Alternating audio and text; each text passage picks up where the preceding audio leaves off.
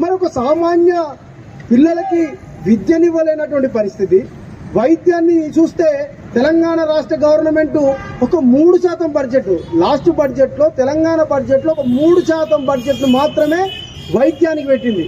భువనగిరిలో ఉన్నటువంటి గవర్నమెంట్ హాస్పిటల్లో చనిపోయినటువంటి వ్యక్తికి పోస్ట్ మార్టం చేయాలంటే బాడీని కింద పండబెట్టి పొట్టలు కోసినటువంటి పరిస్థితి, దౌర్భాగ్యమైనటువంటి పరిస్థితిలో ఉంది.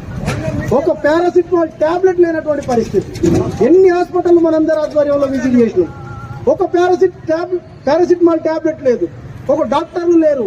పల్లె హాస్పిటల్ ఉన్నాయి, అలా ఏ టైంకు డాక్టర్ వస్తాడో తెలియదు, ఏ టైంకు డాక్టర్ పోతాడో తెలియదు.